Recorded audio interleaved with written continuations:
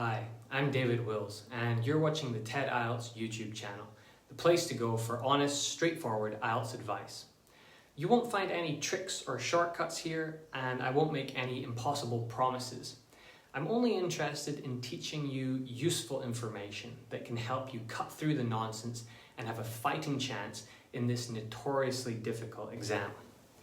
In this lesson, I'm going to teach you about Lexical Resource. I will first explain what it means, then tell you some common problems that people face with it. We'll look at how it affects your score, what the differences are between vocabulary for IELTS speaking and writing, and then finally I will talk about how to learn vocabulary effectively. If you want, you can click on the chapter titles below to skip to the most relevant section for you. However, I do recommend that you watch the whole video. Also, there are subtitles in this video that you can use if you find it difficult to understand what I'm saying. However, I recommend you only use them if you absolutely need to. Although we will be talking about IELTS speaking and writing today, videos like this are great for listening practice. So, let's begin our lesson. Today I want to talk to you about Lexical Resource. If you've been studying IELTS for a while, you've probably heard this phrase, but what does it mean? Well, essentially, lexical resource means your use of words. It comes from lexis, which means all the words in a language, but you probably know this by a more common term, vocabulary. Ah yes, vocabulary. It is the first thing we learn when studying any language. Before you learn grammar, spelling, pronunciation, punctuation, and all the other stuff, we usually begin to learn a language by studying vocabulary. Naturally, as IELTS is a language test, a big part of it is related to your use of vocabulary. In IELTS writing and speaking, you will be assigned 25% of your score based upon your performance in Lexical Resource. But this is where we begin to have some difficulties. Most students and many teachers of IELTS tend to have a misconception about the importance of vocabulary. They believe that you have to use the most difficult and obscure words possible in order to get a good score. Now, this is just not true at all. In fact, it is a horrible approach to IELTS, and I sincerely hope that after watching this video, none of you will continue to believe this. It is a big reason why so many people continue to struggle with IELTS, growing increasingly frustrated at their inability to improve their score despite learning lots and lots of words. Now, logically, you might think that your vocabulary is determined by how many words you know. When I was teaching IELTS in China, my students would always tell me, I know 8,000 words. It sounds very impressive, but when I replied, that's great, how did you learn them all? They would look very confused. They couldn't understand what I was saying. The problem for them was that they had focused entirely on learning long lists of vocabulary, but that they couldn't put these words together into sentences. If they saw an exercise in a textbook that asked them to produce 5 synonyms of the word study, they could do it no problem. They could write the word health on a piece of paper and then list 150 words related to health, but they couldn't answer a question like, how are you feeling today? This is because in China they were taught that learning English is all about knowing lots of words. In India, however, people seem to believe that your English ability is determined by the obscurity of the words you know. Almost every essay I mark by an Indian student will contain 3 or 4 words that they've clearly picked from the middle of a dictionary. These are often words that fell out of use 100 years ago, and 9 out of 10 times they're used incorrectly. I want to be clear here, it is not the student's fault. This is a problem with IELTS teaching. All around the world, teachers, websites, textbooks, and courses perpetuate certain myths about IELTS, and chief among them are these crazy ideas about vocabulary. If you want proof of this, just take a look at YouTube. There's a video that has, as of recording, almost 5 million views, in which a woman tells her followers that they must use 5 particular words to get a good score. This is absolute rubbish. She is a liar and has misled those 5 million people. What's worse, she doesn't even know how to pronounce those words correctly or use them in a grammatically correct way. As a result, Millions of IELTS candidates are forcing ridiculous words into their speaking and writing answers, and this causes their scores to drop. Sadly, this is very common, and the majority of IELTS teachers and websites promote this sort of approach to IELTS. It is shockingly irresponsible and has a very real negative effect on people's lives. So what can you do about it? Let's now look at what the IELTS marking rubrics say and how you can prepare more effectively for your IELTS test. A lot of the problems that I've mentioned come from people misinterpreting the IELTS marking rubrics. For the speaking and writing test, there are guidelines that examiners must follow when assigning scores. The examiners are extremely well trained, so they know how to interpret the rubric and assign grades fairly and consistently, but most IELTS teachers are not able to fully understand what the rubric means, and this is why they spread such terrible advice. This is quite understandable. When you look at the IELTS marking rubrics, they are fairly complicated.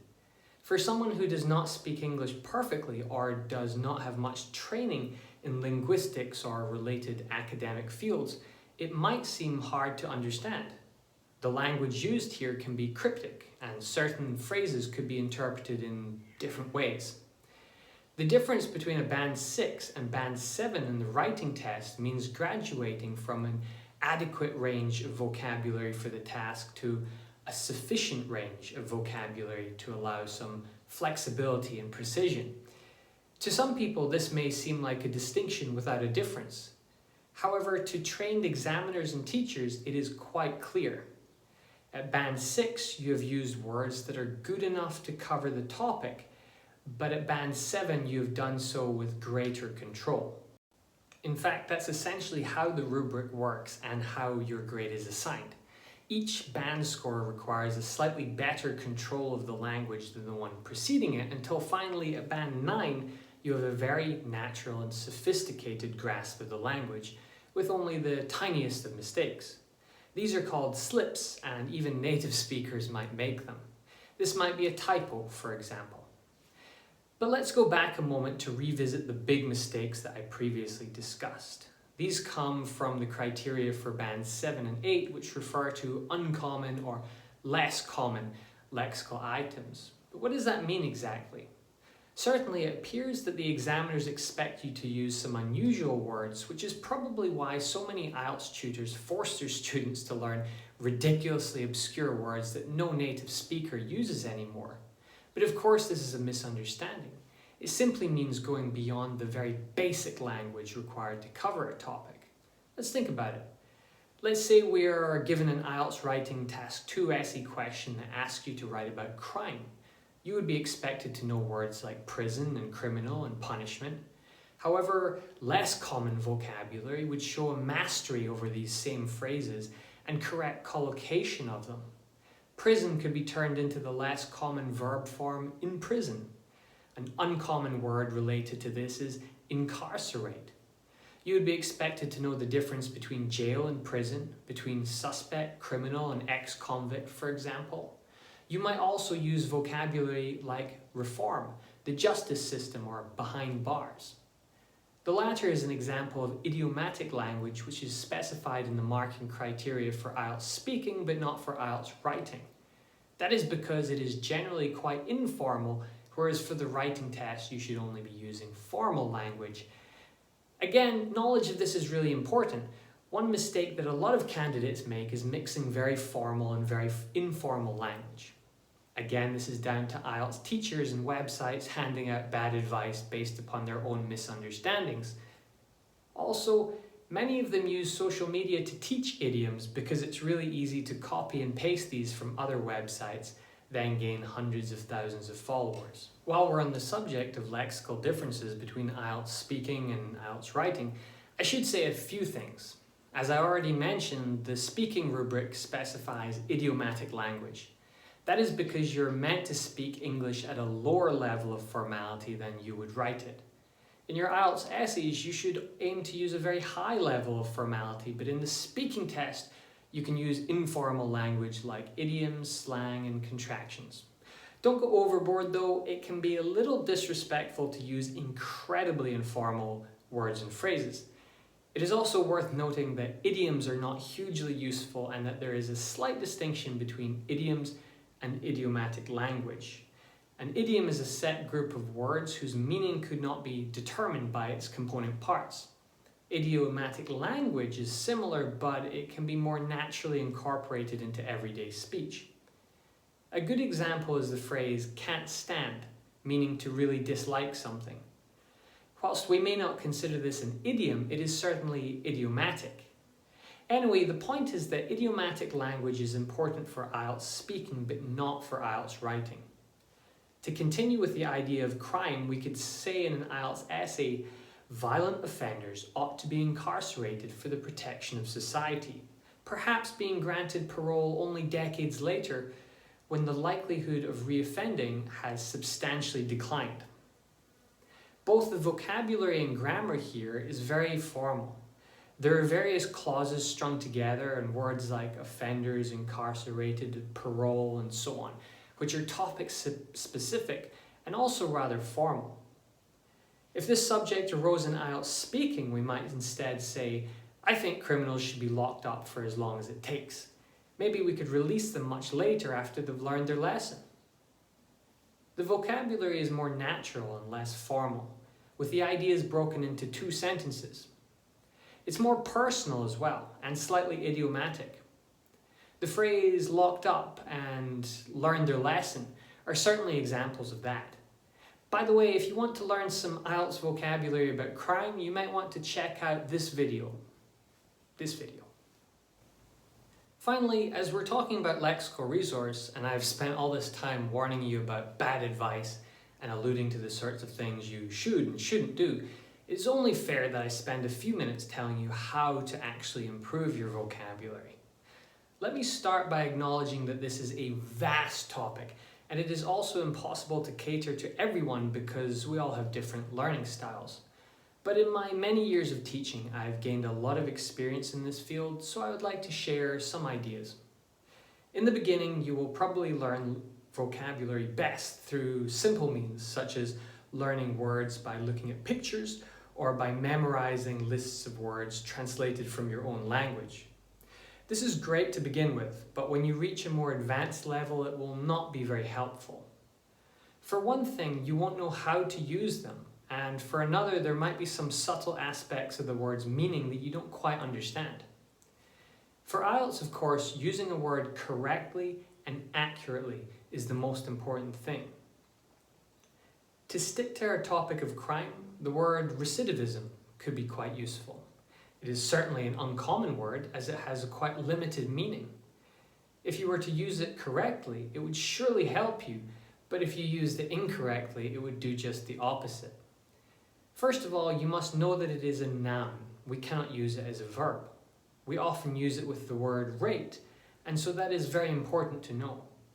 In the British Council's Guide to Lexical Resource, which I shall link to below, collocation is the first thing mentioned. The word collocation means how words go together. Thus, even if you used recidivism as a noun and applied it more or less to the correct meaning, it would still not help you much unless you used it with the words to which it naturally collocates. Thus, we can say something like, when considering the issue of prison reform, people should always keep in mind recidivism rates. Here the word is used correctly. It is specific to the topic. It is collocated with words that naturally appear alongside it, and it is grammatically correct. In other words, it checks all the boxes. So how do you learn to use vocabulary in this way? Well, there are two main ways. One, learn long lists of vocabulary and study their use carefully. Or two, learn words from context. If you learn lists of vocabulary, I strongly recommend that you take each word you learn and study it individually rather than just memorizing it. Look it up in a dictionary to find out its meaning, and then Google it and read articles of different sorts in order to find out how it is used. Ask yourself, is this formal or informal? Take note of collocations. Think about its part of speech. Always make sure that the sources you use for this are professional or at least written by native speakers, because there's a lot of rubbish online. Google News is a great way of doing it because most of the stuff you'll find there is from professional journalists. The other method, learning from context, is probably more effective in terms of increasing your accuracy, but it's a little slower. I generally recommend this for my students who are already at about a band 7 or higher. This method involves making note of words that you encounter whilst reading or listening, then going through much the same process as described for the first approach. It works well because you already encounter the word in its natural form. This makes it more likely that you will use it correctly than if you plucked it from a list or a dictionary. Right, I think I've gone on long enough for one video. But before I let you go, let's briefly review what we've learned. First of all, it is important to understand what lexical resource really means, and that doesn't mean using big obscure words. In fact, there are no required words for IELTS, and anyone who tries to convince you that you need to know these 5 words is either a liar or a fool, and quite frankly, you deserve better than that. Instead, you need a wide range of vocabulary that covers lots of common IELTS topics. You should aim to learn these words from context so that you can use them accurately. That means getting the meaning right and also using them alongside words to which they commonly collocate. Also, keep in mind that your vocabulary for the speaking and writing tests might differ slightly because you need more formal words in the written test and slightly less formal ones in the speaking test. If you've enjoyed this video, please give it a like and consider subscribing to the channel. If you have any questions or quibbles about what I've said, please leave them as a comment below. And whilst you're in the comment section, do watch out for scammers and spammers, as they like to hang out there too. Finally, for more IELTS materials, head on over to TED-IELTS.com, where you'll find an abundance of advice and resources for all parts of the test. You can find us on the usual social media channels too, where I like to post daily content that will keep you busy until the next video.